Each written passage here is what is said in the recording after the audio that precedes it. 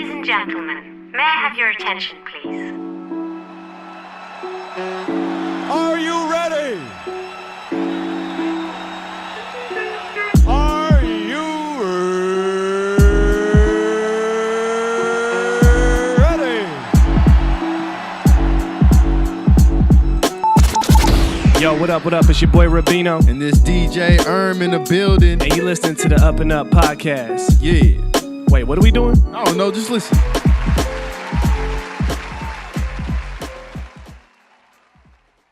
Yes. Welcome. What it do? Ladies and gentlemen, you're tuned into the UpNUp Podcast. I'm your host, Ribero. And it's DJ Emme, man. Yes, sir. You sounding healthy right now, bro. I'm trying, I'm recovering. Yeah. You were kind of sick, past few days. Yeah. Weather's Sorry. better now. Yeah. You were complaining about the weather like a few episodes ago. Yeah. You were confused, remember? And it came to just bite me in the ass. But Yeah, cool. man. Happy Friday. So for those of you first-time listeners out there, this is the UpNUp Podcast. This is the podcast where we're focused on cultivating the culture. We do that by providing amazing stories of individuals, groups, movements, people who are just out here doing what they want to do on their own terms, right? Living on the up and up, making ways, paving ways for people behind them, right? Representing in spaces that need representation. I can keep going, right? Yeah. Right. And for those consistent listeners out there, consistent supporters, the viewers, family, as I like to call them, shout out to y'all as well. Make sure to please continue supporting the podcast, and not only us in this platform, but please continue supporting the guests that we have on this show who are doing amazing work out here. If you want to continue supporting the podcast, you know what to do. You can follow us on YouTube, SoundCloud, and iTunes. Just type in the UpNUp Podcast. That's where you can find it. Make sure to rate, review, subscribe. And like it too. And like it. All that, yeah. Yeah. You want to tell them again? And like it too. Yeah. And also, please make sure to follow us on all social media platforms @_TheUpNUp to stay tapped in. We got a lot of stuff coming. Anything you want to talk about that? Yeah. We got a lot of other things coming, but tell them what's already finally here. So now we got our merch, UpNUpClothing.com. If you guys want to cop a hat, hoodie, shirt, Anything. there's plenty more to come. So yes, sir, and all that info will be listed right here. yeah. Yeah, man, it's Friday, but when they listen to this, it'll be Tuesday, right? So they can recollect on all the bad decisions they made. You know what I'm saying? Yeah. And we can kind of get it back to reality. All right, bro. All right, Yeah. man, let's just get to it. Now, for those of you who are first-time listeners, we always bring a compelling story up here, right? Somebody who's gonna, drive some inspiration, motivation for those listening and viewing who need it, right? As well as us and everybody in this room. Today's guest, I would say, is a woman whose work has allowed her to build and establish herself in the food industry and culture, as well as establish herself as a positive representation for women in business, period, right? I would say she's a young woman who's keeping everything she's doing on the up and up, right? Obviously, otherwise she would not be with us tonight. Just to give you a little insight on the work she's been doing here and beyond, she's the owner and visionary behind Alcove Dining Room and Restaurant, which is a 32-seat restaurant with a dining experience that provides an inside look to her strong ties of Afro-Brazilian culture, as well as her Pacific Northwest upbringing, and all that mashed up into one building space experience. Right? You like that? Yeah. I sold it, right? I feel like I sold it, right? Just for the listeners, right? Yeah. I got to paint the picture for them. Also, her culinary work, she's done a lot of great work. She's putting a lot of hours and, sweat equity, as they like to call it in business. Her culinary work has granted her opportunities to appear on platforms such as the Food Network, Fox Network, Q13 Fox, and countless other platforms, as well as the Up and Up, right? Right? Can we get around the Fox right there? Come on, man. Got a shameless plug. And, just to kind of sum it up, she's the boss who makes the sauce, right? I had to throw that in there. All right. I'm always good. I'm always good from one corny little, phrase like that. But let's just get straight to it, man. Our guest is none other than the chef in charge herself, Emme Ribero Collins. Can we get a round of applause? Yeah. Welcome. Thank you for coming to the show. Thanks for having me. Yeah, man. I'm excited, man. I actually got put on to you by the homegirl. She was, she was raving about the work you've been doing. The restaurant. Yeah. Shout her out. But I'm not sure if you're familiar with the show. We usually kick things off with the quote of the day. It's just something, calm down. We're going to get to you. I get my time right now, right? It's just something to kind of set the tone of the conversation. So, DJ Emme, go ahead. Take it away, man. What's the quote? So the quote of the day for today is, "The table is a meeting place, a gathering ground, the source of sustenance and nourishment, festivity, safety, and satisfaction. A person cooking is a person giving. Even the simplest food is a gift. Love that. I gotta say it again. Who's that quote by? Lori Cohen. Okay. She's the author. Okay. Yeah. Back in the day. Yeah, run that back for me one time. All right. For me. So the quote is, "The table is a meeting place, a gathering ground, the source of sustenance and nourishment, festivity, safety, and satisfaction. A person cooking is a person giving. Even the simplest food is a gift." Yeah, you do a good job picking quotes. Yeah, man. You know, Thank because to kind of give you some framework, we usually bring in the quotes because we want something that will tie into our guest story, but also something that's, you know, inspirational, motivational, things like that. Yeah. So before we get into your story, obviously what we do on the show is we provide context to people's success, right? We kind of pull the curtain back and let people know what went into all of that's actually happening right now. So if you can, for the listeners and viewers out there who probably never been to Alcove or probably don't know much about it, I guess what would you say is the type of dining experience you guys are providing and aiming to provide? Yeah, so Alcove is pretty unique. The restaurant space itself has been in my family for almost 20 years now. Okay. It was originally Tempero do Brasil, my parents' Brazilian restaurant. They opened it in '94. It was the first Brazilian restaurant in Seattle. Say that. Yeah. Yeah, that's I historical grew up- right there. yeah, Yeah. for sure. So I grew up there, and in 2017, after I think 17, 18 years, they were kind of over it and passed the torch to me. And I took over and did a lot of renovation and kind of put my own spin to things. And Alcove is really special and unique to Seattle. It's 32 seats. It's a little different because we have 4 10-feet long table. It's communal seating, so you're sitting with whoever you come to the restaurant with, plus, you know, strangers, you know, and it's all to kind of like encourage a sense of community. It's really like Brazilian too, because, you know, we're super friendly and just talking to everybody all the time. So, yeah, it's just, you know, That's to dope. encourage community. And also, the way we serve our food, Brazilian food, is more of like family style. So that also, you know, is a perfect setting for Okay. that. Okay. I mean, you making it an experience. Yeah, it's That's definitely what an I'm getting from it, experience. It's about the food, but also much more. You know, we have live music on the weekend, so we really set the ambiance. It's an experience, yeah. Okay. Nice. So let's take it back. So, like, let's talk about your story. You said you did kind of grow up in the Yeah. restaurant space with your parents. So, Yeah. yeah. So definitely. And even taking it further back, so I was born in Brazil. I came to Seattle when I was 6, and even there in Brazil, my mom has always been a chef, a cook, like the cook of the family. So even back in Brazil, she owned a catering company that she ran out of our house. So I've been around it literally all of my life. And then when we moved to Seattle, they opened up, you know, the first Brazilian restaurant, and I kind of grew up there. I started hosting, bussing tables, you know, working the kitchen, dishwasher, everything. And then I thought I was going to go to like front of the house, which means, you know, like the management service stuff, just 'cause I loved, you know, talking to people and I liked that. So I was going to go to school for business to do that, but just things didn't work out that way. The kitchen was calling me. I found myself a lot like coming home because I worked with my parents, but I also worked at other restaurants. And I'd come home and I'd like kind of like copy what the chef made. Like I just saw that like my interest was kind of, you know, with the food. Okay. So yeah, I just decided to go to culinary school and graduated from there. But I had, at the time, my daughter was 4 or 5.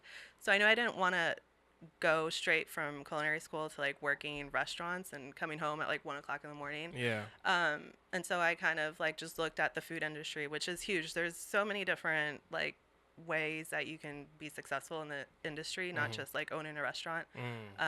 So I decided to do private chefing, which was kind of more, you know, family friendly hours. I'd cook for the family, and I'd be home to be able to cook for my daughter and husband as well.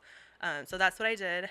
And it kind of just grew into catering and now a restaurant. How does one become a private chef? I'm curious because, like, I mean, my roommate cooks really well, but I wouldn't consider him my private chef. You know what I'm saying? Like I don't pay him. Obviously, you get paid to do it. But Right. but like, what are the steps you take to present yourself, pitch yourself to people Yeah. who need that, or how do you even find those people? Right. So I kind of lucked out. I'd say, like, just to be a chef or professional cook in general, you have to either have some schooling or experience. You can't just, like, be a self-proclaimed chef. Okay. There's a lot that goes into it.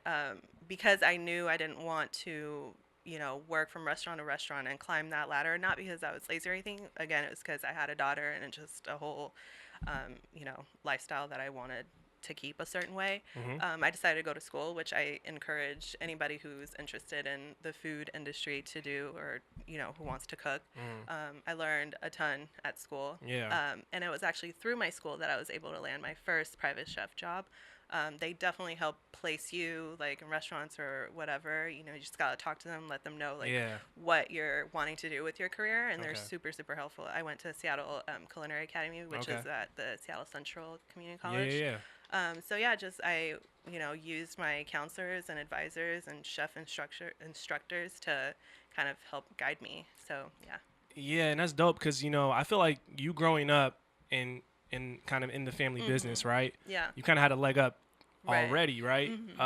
From more so of just seeing how things are. You said you bust tables. You kind of Right. did all different roles. You wore different hats. Yeah. So that part probably didn't excite you as much as like Yeah. figuring out how can I do it myself, right? Right. Yeah. Okay. And it's actually funny because, my parents opened the restaurant. I was 12, I believe.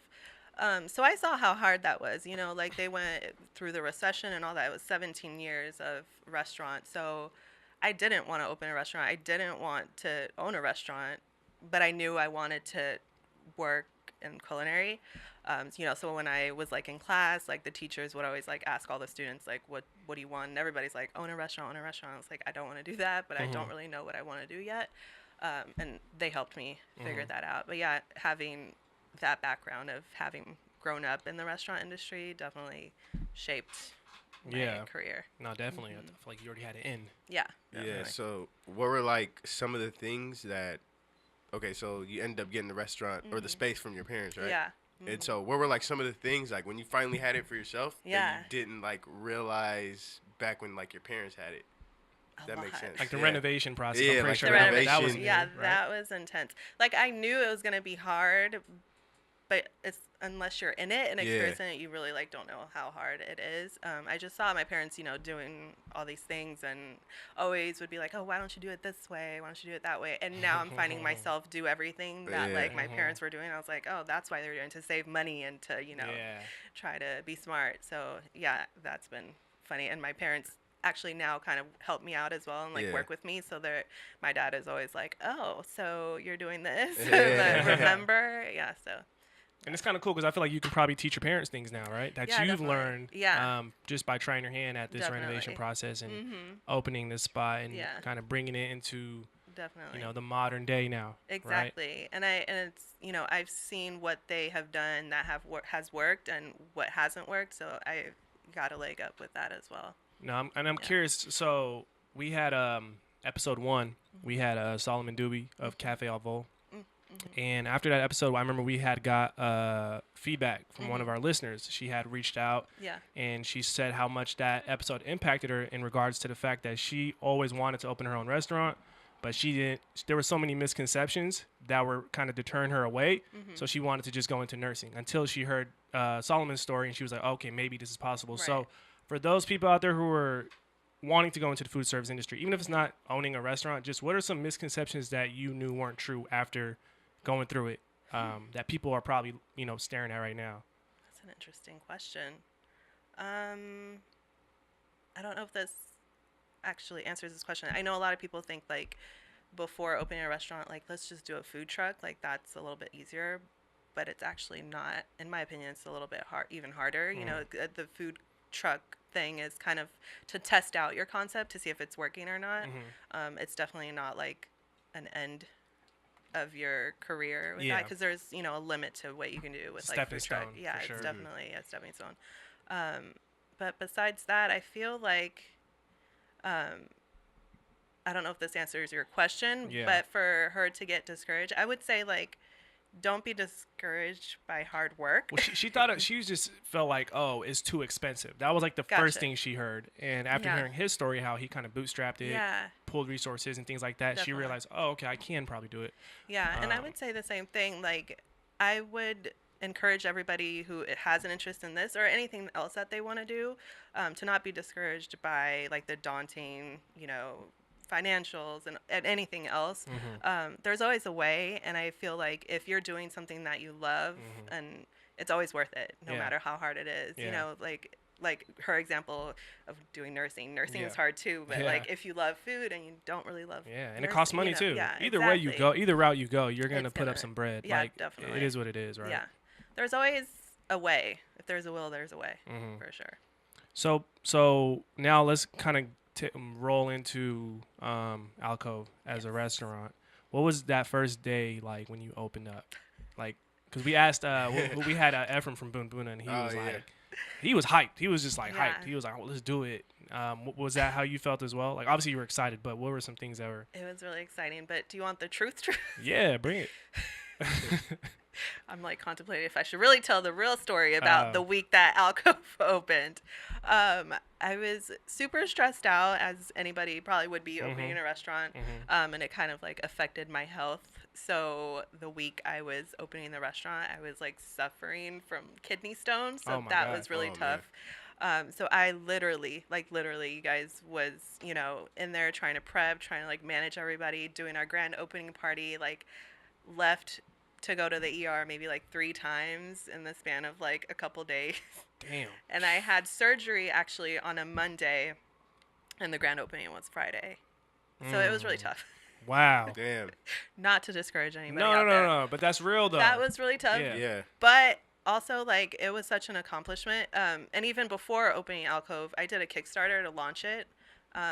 And that process was really amazing too. It was really like humbling. It was, I cried throughout like the whole 30 days just to see like people believe in me and people like giving me money that they worked hard for. Was like, so the whole process of opening it was pretty amazing, just to kind of feel like people believe in me, people support me, like making people proud. Because you need that though, like especially when you're an entrepreneur, you're going into business, you're usually by your lonesome, and you're kind of in your own head a lot. And so to hear people from the outside like affirming the things that you already know are true, it does help. Definitely. Because I mean, like you said yourself, I mean, if you love it, everything that comes with it is kind of worth it. You know what I'm saying? Yeah, definitely. That's true. Just going through that whole week and everything, and then finally it's like, you're like, dang, I made it. Like, that's like a great feeling. And you look back on it now, like when you think, you start chuckling, you start laughing, like you can look back on it like, well, that shit was crazy. It was like I birthed the restaurant, literally, birth things. It was terrible. But it was, looking back now, it's an accomplishment. So is there a story like behind the name? Like, what does it mean? Nothing. So I was going back and forth. Do I want a Portuguese name? Do I want an English name? My parents' restaurant name was Tempero do Brasil, and that was like really tough for everybody to say. And I like anytime my mom would like be on the phone with like a vendor or like payroll company, she'd have to sit there and spell, and it was like 3 words, and it was just like I want something easy. So we were kind of I was going through names in Portuguese and English, and Alcove. I wanted a name that kind of meant like a little like not hole in the wall, but like a little space, like a little nook, like because that's what it is. It's just this little tiny house, and that Alcove was one of those names, and people liked it. It won the vote of like family and friends. So yeah. And plus, I feel like I don't know, man. I think like black people in general, black brown people, like we just find a way to take nothing and turn it into something. Definitely. You know what I mean? Like. What Isaiah say last time? He's like, we made the best top ramen or some shit. Oh, like, yeah. I don't know. Like he says, that was like his metaphor. I don't know. Yeah. But it's like we can take something like, regardless of the size of the building or the space, and as long as you put your own touch on it, you put your own uniqueness into it, you can turn it into value. And so the reason I wanted to bring that up is because you obviously having ties to your culture, right, and your heritage. Do you think that gave you an added confidence, knowing that, hey, like you said, your parents were the first Brazilian restaurant, that right there separates them from everybody. Definitely. Like, so like I feel like American dining and cuisine is like they're all kind of mimicking each other in some way. So did that kind of give you a little bit more confidence knowing that you had your culture to depend on? Right. To be honest, kind of no. At first, I didn't want that uniqueness because it's scary. It's scary to be the first. It's scary to kind of like pave the way. Yeah. So at first, I kind of didn't want it to be a full Brazilian restaurant. I kind of, wanted to go where everybody else was going. And then, through talking to my husband, to family friends and other people inside, they're like, that's what makes you special. That's what makes you unique. That's why people are going to come here because they can't go anywhere else. If you're just going to be like everybody else, there's a million choices. So it actually, to be honest, didn't come to me at first. It was scary to be like the Brazilian restaurant, or kind of like, I felt like I was putting myself like in that circle or like, just in that box. Like limiting yourself? Limiting myself. And so that was kind of like hard because I wanted to, do what everybody was doing and what was working. So, but through the process, I have recognized that it's actually special and it's important and it's actually beneficial to have that like uniqueness. Yeah, more than ever. That's real. Yeah, definitely. Especially now. Yeah. For sure. You got to rep your culture, period. Definitely. Like, before it gets taken. You know what I'm saying? I'm telling you, like, bro. seriously. I'm serious, For man. real. I know. I've been to a chicken waffle spot. I was telling the homie, I was like, there's just a bunch of white people in there, and they're looking at me crazy. Like I wasn't supposed to be in a chicken waffle spot, so I was like, bro, yeah, that's dope. No, seriously, bro, that's a culture shock. Yeah. For real. Now, I kind of want to ask this question because obviously you being a chef, right? You kind of have to have a creative mind, but then also being the owner, you also have to be business savvy and have the business mindset. So how do you balance that, right? Like we kind of use that, remember that metaphor about like an artist and a artist's management, right? So the artist can go in the studio, make all the music, create, while this person handles the business. But if you have to do both, what do you lean more towards, or how do you balance that? Yeah, so I definitely lean more towards creativity. Okay. I think of myself as like a culinary artist. That's like where the passion comes from. That's why I like cooking, is because I can be creative. But definitely running the restaurant and the catering business, I also have to be like business savvy. And what I've learned, I kind of have always, I started as a private chef, and then I started doing like small catering events for clients, and it kind of like grew, and I was just so used to doing everything on my own. The biggest lesson that I've learned is to, get help, hire people, like competent people, and to kind of like let that controlling part go. Yeah, relinquish it. Yeah, no, it definitely, that was a big learning curve for me, was to like let people answer emails for me, let people post on social media, which seems like, It's easy to do, but it's like, I wanted to do it all because it's my brand, it's me, like it's personal, especially with cooking. It's really your baby. personal. Exactly. That's what they call it. Yeah. So I just had to learn to like hire competent people to help me. Yeah, and I think that's so. The reason I asked that is because there's so many people that I know personally who are like going in down this entrepreneurship path, and they are just kind of sticking to themselves early on. And then it's the moment they start seeing progress, they just stick to that because they're like, I've done it myself. That's what they know. That's all they know. So I don't know. The way I see it is like you can look at it as I need help, or I can provide an opportunity for someone, right? So like that competent part's important though, for sure. Like you got to build a team, but you got to build a team of people who know what they're doing. Yeah, definitely. Yeah, but to grow, you definitely need help. Yeah, and I think that like having help is not a sign of weakness. It's actually a sign of like, building something big. Yeah. That's real. It took me forever to learn that. It's hard because, it's personal to people, like building their business, and like you said, starting small. It's like working. It's how you know how to work it. So it's like when it gets bigger, you're like, oh my gosh. Yeah, definitely. Well, speaking of social media, definitely checked out the website and like the Instagram. The food looks amazing, by the way. Thank you. Yeah, I thought you were going to bring some.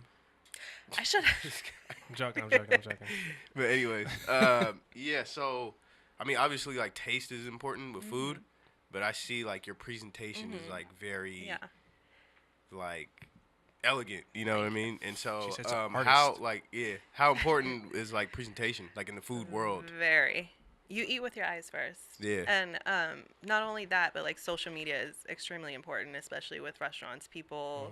That's like the first thing people see. They're like, oh, I want that. Yeah. So like presentation to me is really important for sure. Are there like any others factors? with food. Yeah. I definitely like presentation, being organized in the kitchen. Obviously your food has to taste good. Yeah. You know, there's a lot of pretty looking food that don't taste good. Yeah. I would say that I'm like a combination of both. I'm not that, like food that's so pretty, it's like art, you can't eat it. Yeah. I definitely would call like my food like soulful food, like food that like your mom or your granny makes, but like refined, yeah. Have you had people reach out to you who maybe want advice, some sort of mentorship, things like that? And are you open to that? Yeah, definitely. I've had some. My mom actually was a culinary instructor at Rainier Beach for like Seattle schools. Okay. I don't know the program name. But a lot of like their young cooks I have had like come like intern with me, work with me. Dope. I definitely am a believer in like passing things down and like if you need advice in something, like if I know it, I'm gonna give you that information. Yeah. Like I'm Paying it forward. Yeah, definitely. Paying it forward. And I know a lot of caterers in the city currently. Yeah. Do you have any tips for those who are constantly doing catering events, things like that? I guess what is some advice you may have for them to maybe actually have that transition or make that transition into something bigger? Because I don't know. I mean, like you said, food truck, right, is one way to do it. Yeah. But I just feel like a lot of people who are caterers, I would assume they have the ultimate vision of at least having their own restaurant, right? I mean, Yeah. that's how you do it, right? Right. Well, like again, I kind of didn't because I saw that it was hard. It was just like intimidating to me to see my parents work hard for a long time, and I have small kids, so the restaurant thing wasn't really on my drawing board. I did want to, although I would say like dream big, and I did want like a huge catering company, like the huge ones out there. So that was kind of like my aim. Okay. What I was aiming for. My advice would be definitely like create your brand and like know what your brand is all about and really stick to it. Social media is really important. I put a lot of money into like pictures and things like that because visual is really important with food. Do your research. Do your research. Don't be afraid to reach out. I think that's also another thing of mine that I had to learn aside from asking people for help was to kind of, ask people for help in a way of like networking with people. I kind of just didn't want to be a bother to people, but I now realize that like networking and coming together is really, really important. Yeah, because I mean, you hear networking all the time in like business. Yeah. And, so many different spaces, whether it's media, business, in food service. I mean, how do you network?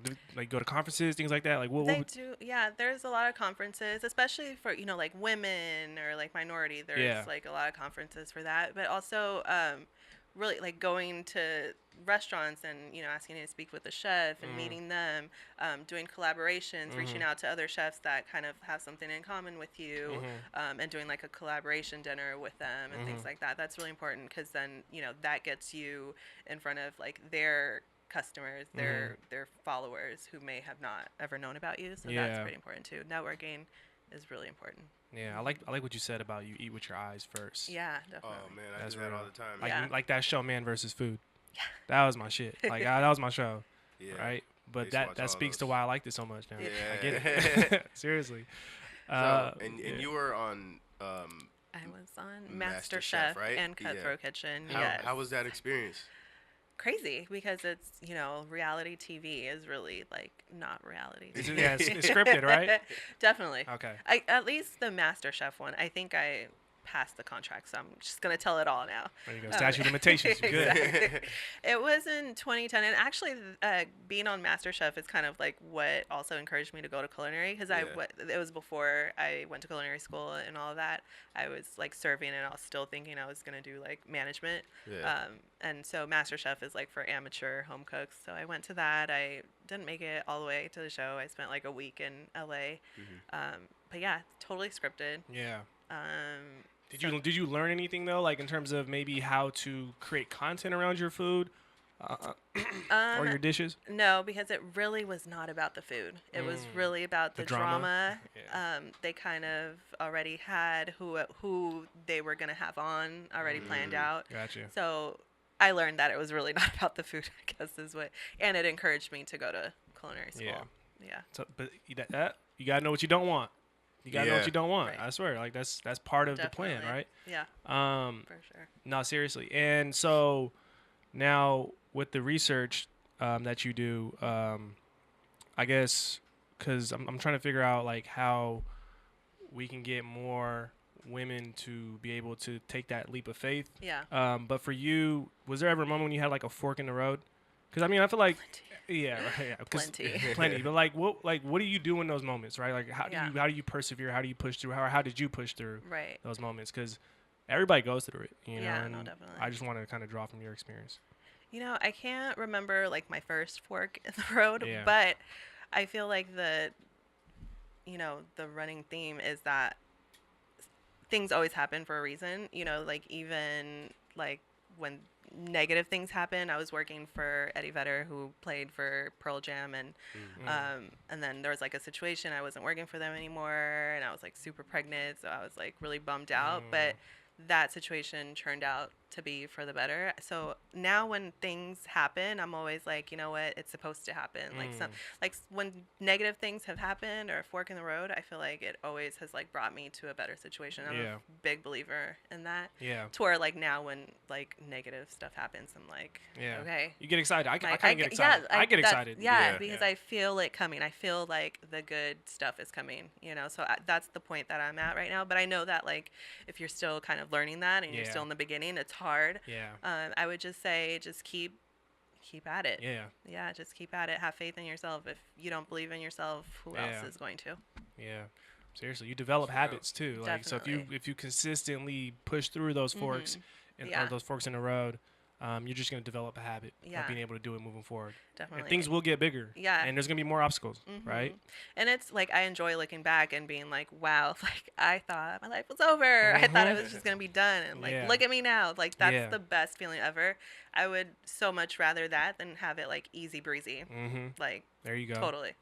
Yeah, I think like when stuff goes too smooth and I'm working on something, I get kind of You're nervous. like, Yeah. Same. It's not supposed to be going this way. Yeah. There's some so drama. I'm just Yeah. like, all right. Same. Sometimes I'm like, I need something to. Something. Yeah, no, I feel you. Me too. Now, so now looking ahead, right? We always like to provide our guests a chance to kind of cast some things that you got coming down the pipeline. So if you want to announce or share some things that you got coming, we'd love to hear it. Yeah, so just continuously expanding the catering company, Chef Emme Catering Co. and Alcove. With Alcove, we are hoping to have patio dining this summer. Be able to drink some caipirinhas out on the sidewalk. Yep, I'm down for that. Yeah, me too. We have with the Seattle sun that we've been having. Yeah. My dad makes this hot sauce that everybody really loves, the green sauce. Hoping we bottled it at a certain point, like a couple of years ago, but that was like really hard and a whole nother podcast to do, like selling things in the store. That was tough. But hopefully, I'm wanting to bottle that and sell it at the restaurant along with like a lot of other like food items retail. So we'll do that and expending our hours when we get towards the summer. Maybe lunch, brunch. Okay. See what's in store. Yeah, I think the beautiful thing is you have a space. Yeah. And when you get a space, you're able to modify it, alter it, do what you want because it's kind of your space to do it. Yeah. That's a big theme on this show. We always try to push people to just occupy spaces when they can, especially in this city where Definitely they're running out. You know what I'm saying? So, where can people find you? Social media handles, everything. You can find me at Chef Emme _. That's the catering company, and then at Alcove Seattle on Instagram, and then Facebook /Chef Emme, and then /Alcove Seattle. Yep. We'll definitely make sure we have the handles up. Yep. Now, this is a question I always ask all our guests Okay. before they get up out of here. And it's something to kind of, again, sum up everything we discussed, right? And as well as cast what's ahead as well. So if you can, what's one word to describe what keeps you on the up and up? Oh my gosh. And you can kind of explain Can I it. think? Yeah. Yeah, go ahead. Take your time. Okay. Ambition. I'm pretty ambitious. I feel like I'm always like dreaming bigger and like wanting something bigger. So I think that definitely keeps me going. Being ambitious. That's the first time we got ambition. That's crazy. Yeah. Yeah? That's the first Okay. time we got I mean, that's ambition. Yeah, you would think, Yeah. right? What have you gotten? We've got a lot of words. Yeah. Yeah, that's a whole nother podcast. Yeah. We can run those. Yeah, it's dope though. No, and then I definitely agree. Yeah. I think your story speaks to ambition. Period. Right, and you're just getting started, but Yes. you do gotta make sure you reflect on what you've done to get to this point right here. Definitely. So that's dope. We definitely got to come check you out. Oh Yes, yeah, please do. hell yeah. Yeah. Hell yeah. What was that drink you guys said? Caipirinha. I can't pronounce that, but see, I'm not butchering nothing. You know what I'm saying? I'm gonna do right by the culture. I'm not gonna butcher it. If I don't know how to say it, I'm not gonna say it. All right. I'll learn it off there. Yeah, but outside of that, Emme, thank you for coming to the show. We definitely appreciate you and the work you're doing. Thank you. Hopefully, we're able to reach one person at least with this Yes. message and this story. Anything else you wanna? Nothing? You got something, man. No. Okay. Thank you for having me. Yeah, man. UpNUp online store coming. Oh, Or, yeah. it's already here. Yeah, it's when already you by the here. time Come you hear on, this, man. it's already launched. No, yeah. it's just here. It's here. All Okay. But yeah, Emme, thank you for coming to the show. You definitely have our support moving Thank forward. Yeah, outside of that, I think it's safe to say Chef Emme Ribero Collins is officially a member of the UpNUp. Can we get a round of applause? Yeah. Yeah.